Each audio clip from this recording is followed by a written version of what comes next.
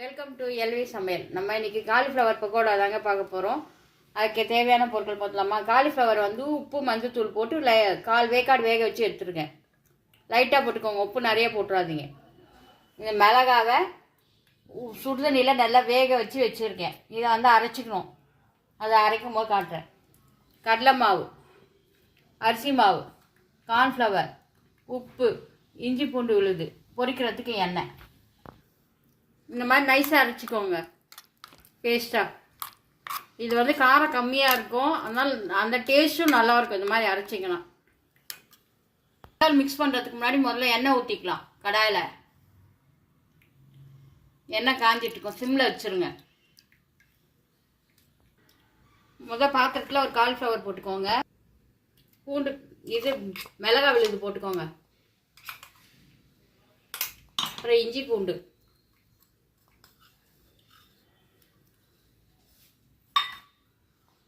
உப்பு கொஞ்சமாக போட்டுக்கோங்க, பார்த்துட்டு போட்டுக்கோங்க.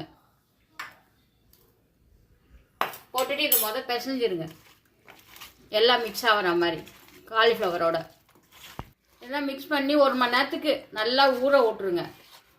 ஊற வச்சுட்டு நம்ம வேணுன்றப்ப அந்த மாவு கலந்து போட்டுக்கலாம். அதில் நான் இப்போ கொஞ்சமாக எடுத்து உங்களுக்கு, நான் இது 1 மணி நேரம் ஊற வச்சுட்டேன், கொஞ்சமாக எடுத்து உங்களுக்கு போட்டு காட்டுறேன்.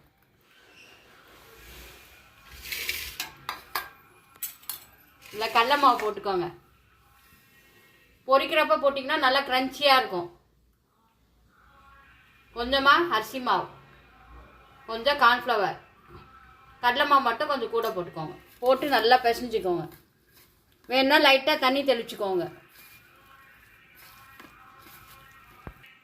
மாவெல்லாம் இது மாதிரி ஒட்டி இருக்க மாதிரி பிசைஞ்சிக்கோங்க. தண்ணி லைட்டாக தெளிச்சுக்கோங்க, ரொம்பலாம் போட வேணாம். லைட்டாக தெளிச்சிருக்கேன். இப்போது வாழ்ந்தோடனே போட்டுருங்க. போட்டுட்டு சிம்மில் வந்து பொரிச்சு எடுங்க. அப்போ தான் நல்லாயிருக்கும், க்ரன்ச்சியாக உள்ளெல்லாம் வெந்திருக்கும். ஏற்றிட்டு போடாதீங்க, நல்லா இருக்காது, தீஞ்சு போயிடும்.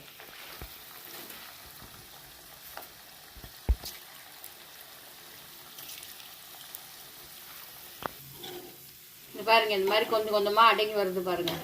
சிம்லே வச்சுருக்கேன்.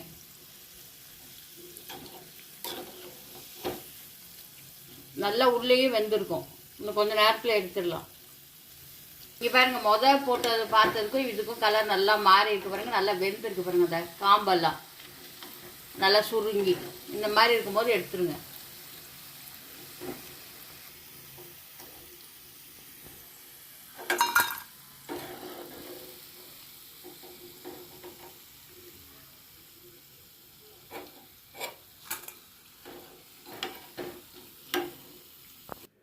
டேஸ்டான காலிஃப்ளவர் பக்கோடா ரெடிங்க.